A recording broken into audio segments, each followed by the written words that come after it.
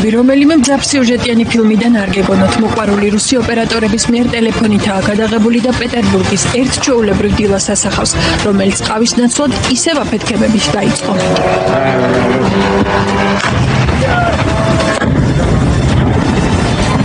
Это как страшно, ёлки-палки. Туда и летит все.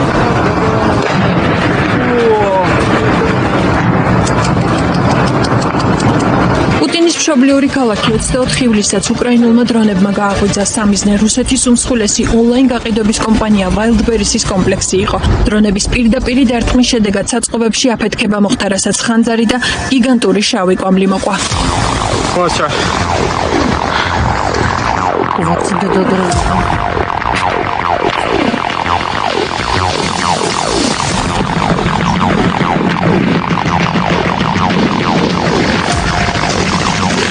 Четко про Wildberries. Wildberries стартанул.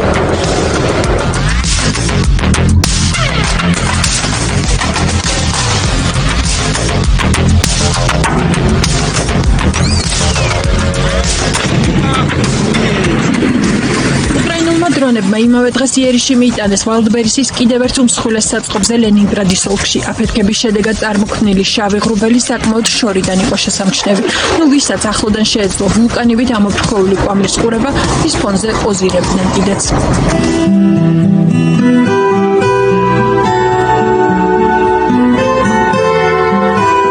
С одной стороны, красота, лепота.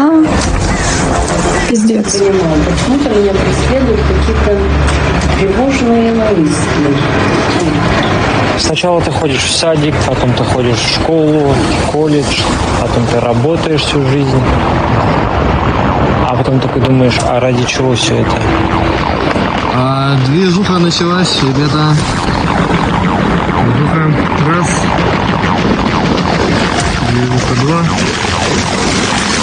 რუსების ნაკები საჰაერო თავდაცვა ისევ უმწეო აღმოჩნდა. უკრაინელებმა კრემლის დიქტატორს კიდევ ერთხელ დაუმტკიცეს, რომ ცას მის მშობლიურ ქალაქშიც და რუსეთის მთელ ტერიტორიაზე ისინი აკონტროლებენ.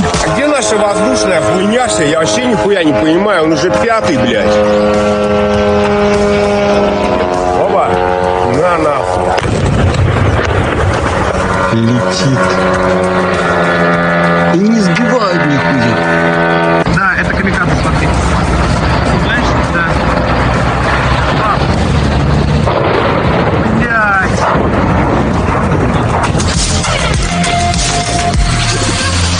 უკრაინული შორსმოქმედი სანქციები Wildberries-ის საწყობებს რუსეთის სხვა ქალაქებში შეეხო. აფეთქებები იყო მოსკოვის ოლქში, კრასნოდარსა და სტავროპოლის მხარეში.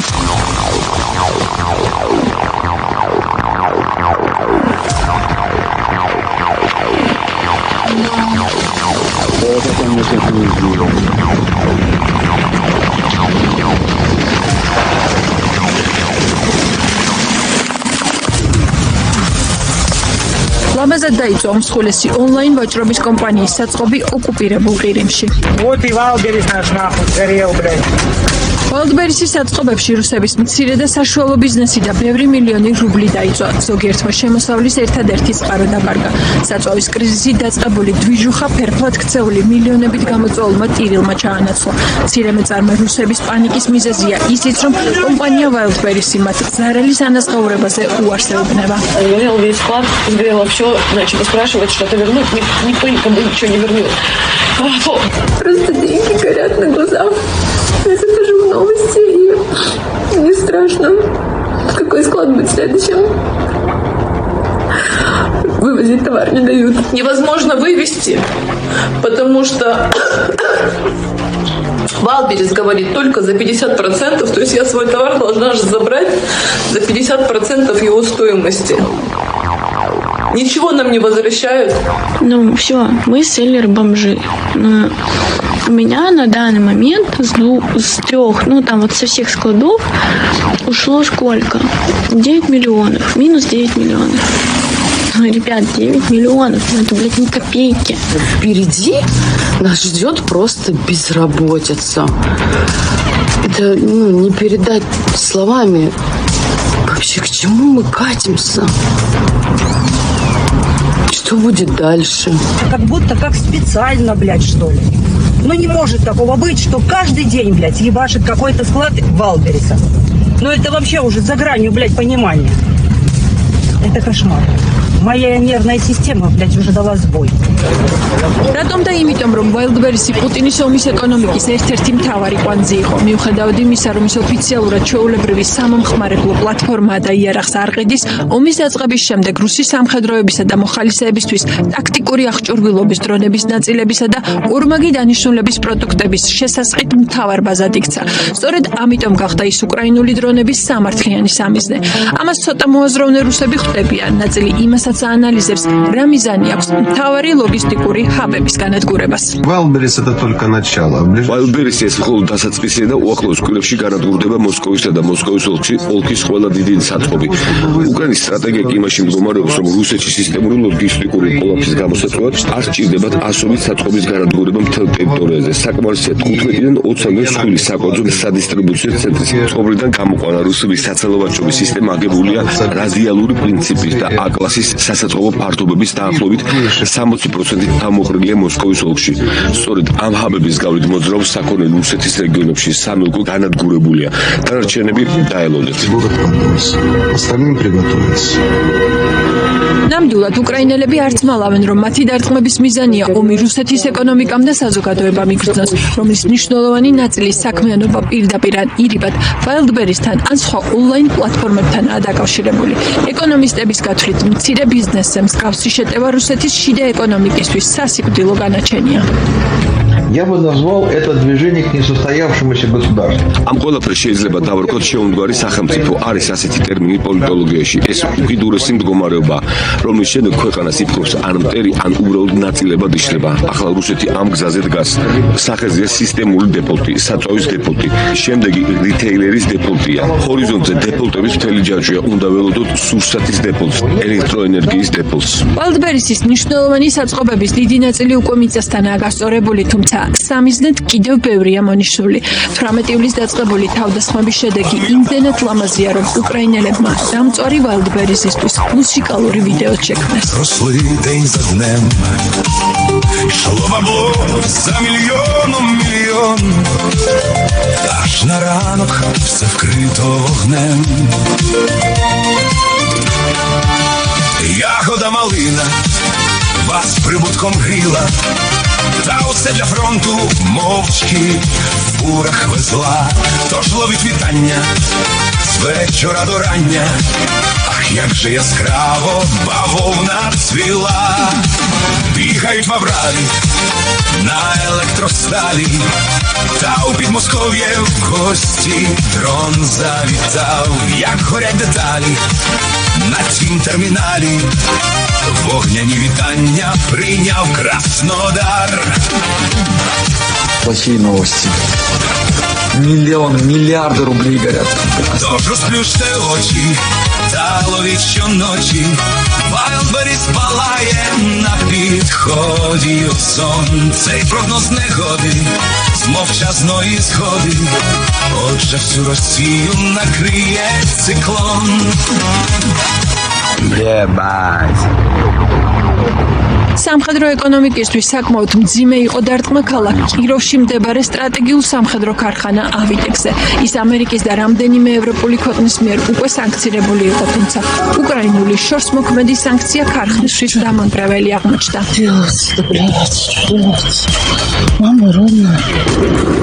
უკვე დადასტურებულია, რომ უკრაინელებმა სტრატეგიულ ობიექტზე იერიშის საკუთარი წარმოების რაკეტა ფლამინგოთი მიიტანეს. Город Киров, где делают беспилотники, начали по ходу его бомбить. დრონების გარდა ავიტეკის ქარხანა აწარმოებს საზენიტო მართოდ რაკეტებს და კომპონენტებს საჰაერო თავდაცვის სისტემებისთვის, ძრავის ნაწილებს ფრთოსანი რაკეტებისთვის, კატაპულტირების სავარძლებს რუსული მოიერიშე თვითმფრინავებისთვის. უკრაინის პრეზიდენტის განცხადებით ეს იყო სამართლიანი პასუხი, რადგან სწორედ ამ ქარხანაში დამზადებული იარაღით ბომბავს რუსეთი უკრაინის ქალაქებს.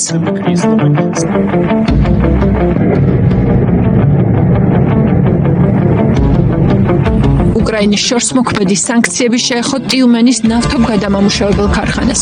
საზღვრიდან დაახლოებით 2000 კილომეტრით დაშორებული ობიექტი გუშინ კამიკაძე დრონებით დაბომბეს. ტიუმენის ნავთობგადამამუშავებელი ქარხანა დასავლეთ ციმბირის ერთ-ერთი უდიდესი სამრეწველო ობიექტია და დიდ როლს თამაშობს ციმბირის რეგიონის საწვავით უზრუნველყოფაში.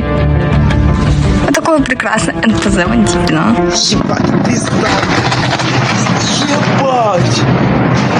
წარმატებული გასაირნება ჰქონდა უკრაინულ დრონებს გუშინ როსტოვში, სადაც იერიში საწვავის საწყობზე მიიტანეს.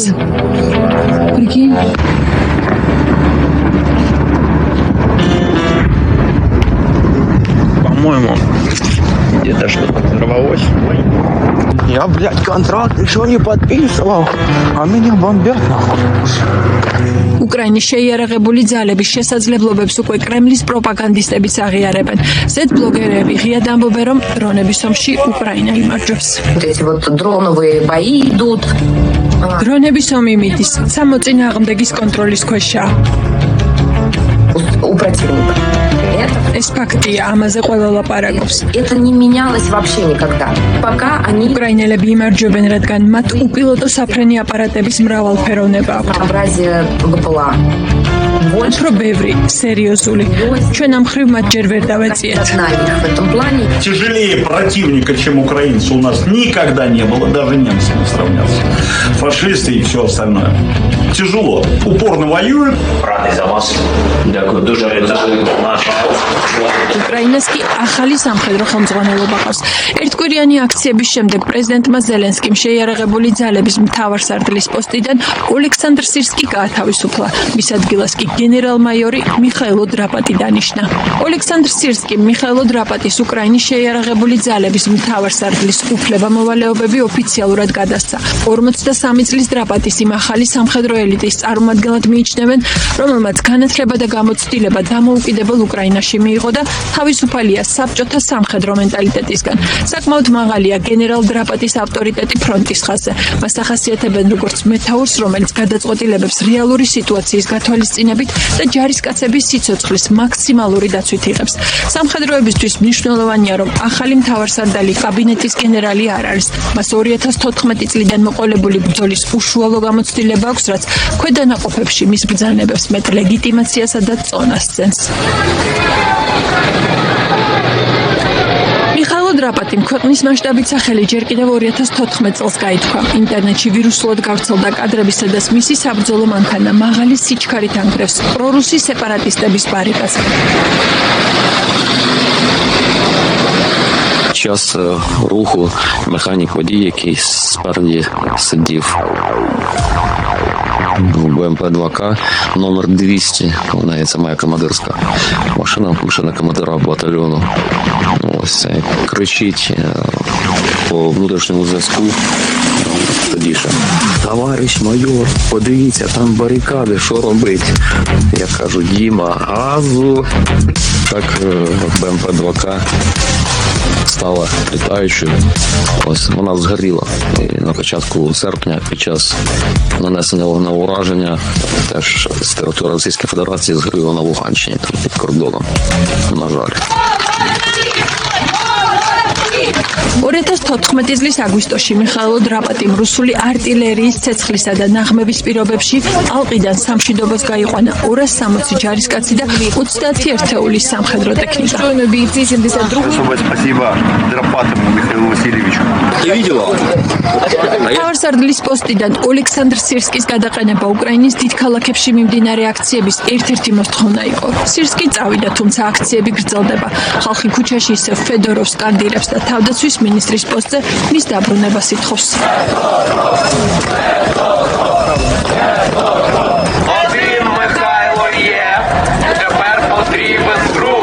მიხაილო ფედოროვთან დაკავშირებით მთელი კვირა სხვადასხვა ინფორმაცია ვრცელდებოდა. იყო საუბარი, რომ პრეზიდენტმა მას ჯერ ტექნოლოგიურ საკითხებში კოორდინატორის, შემდეგ კი ამავე მიმართულების ვიცე-პრემიერის პოსტი შესთავაზა. თუმცა ამ დრომდე არსად დაუნიშნავთ. კვირის ბოლოს თავად ფედოროვმა განაცხადა, რომ თავდაცვის მინისტრის გარდა ყველა პოსტზე უარს ამბობს. მადლობელი ვარ პრეზიდენტის ყველა შემოთავაზებული ვარიანტისთვის. თუმცა დღეს სახელმწიფოში არსებობს მხოლოდ 3 თანამდებობა, რომლებიც ბრძოლის ველზე მყოფი სამხედროების გარდა რეალურად განსაზღვრავენ ომის მიმდინარეობას. ესენია უკრაინის პრეზიდენტი თავდაცვის მინისტრია შეერეგებული ძალების მთავარსარდალი. სწორედ ამიტომ მე არ ვთანხმდები არც ერთ სხვა თანამდებობას გარდა თავდაცვის მინისტრის პოსტისა. არც ერთ სხვა თანამდებობას არ გააჩნია რეალური უფლებამოსილება, რომ დაძლევს კორუფცია შესყიდვებში, დასრულოს არმიაში დაწყებული ტრანსფორმაცია, გადაგებოს და განახორციელოს ასიმეტრიული ქმედებები და ოპერაციები მტრის წინააღმდეგ, აღმოფხვრას სისტემის შიგნით არსებული შიცრუისა და უპასუხისმგებლობის კულტურა და დაასრულოს სხვა ის საქმეები, რომლებიც ჩვენმა გუნდმა თავდაცვის სამინისტროში წამოიწყო. მიხაილ ფედოროვზე პრეზიდენტი ზელენსკი საჯაროდ აღარ საუბრობს, თუმცა მედიაში წერენ, რომ კონსულტაციები გრძელდება. პრეზიდენტ ზელენსკის და მის გუნდს ახლა სხვა მნიშვნელოვანი გამოწვევებიც აქვს. უკრაინის დაზვერვის ინფორმაციით კრემლი ომის ესკალაციისთვის და უკრაინაზე გაცილებით მასირებული შეტევისთვის ემზადება.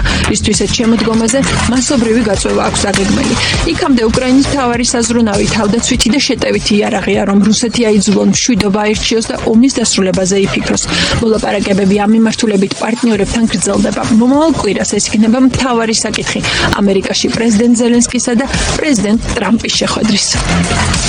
ამერიკაში ჩასვლამდე პრეზიდენტმა ზელენსკიმ ვრცელი ინტერვიუ ულტრამემარჯვენე მაგაბლოგერ ლორა ლუმერს მისცა, რომელიც მანამდე წლების განმავლობაში ეწინააღმდეგებოდა უკრაინისთვის ამერიკულ სამხედრო დახმარებას და კრემლის ნარატივებს იმეორებდა.